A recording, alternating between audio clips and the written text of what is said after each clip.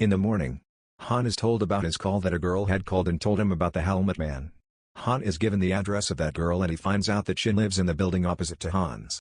When Han goes to her house and knocks on her door, Shin gets so scared seeing many S-lines on his head that she hides inside the house. Han keeps knocking the door for a long time. Then Shin's neighbor tells him that it is of no use. She will not open the door.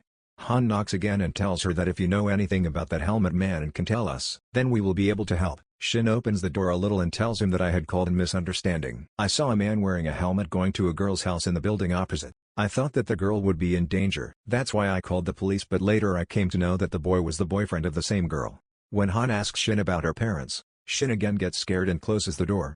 Tonight, when Shin is looking outside again, she finds out that the same person wearing a helmet lives in her building. Shin also finds out that he is a delivery man and has come to that building only a few days ago.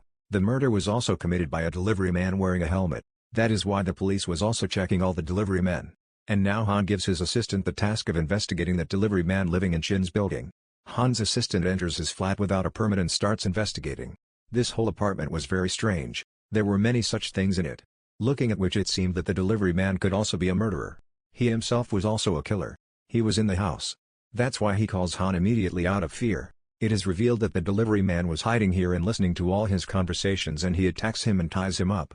After which he is unable to contact Han. Han also leaves in fear as he is unable to contact him. Whereas we see that now that man again wears a helmet and gets ready and leaves for his new victim.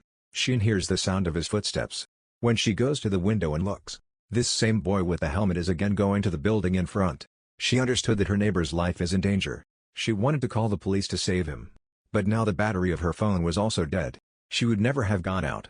But today, because she felt that she had to save someone's life, she picked up a knife and went out very scared. She goes to that building and enters the apartment of that girl where that boy actually wanted to kill her neighbor by strangling her.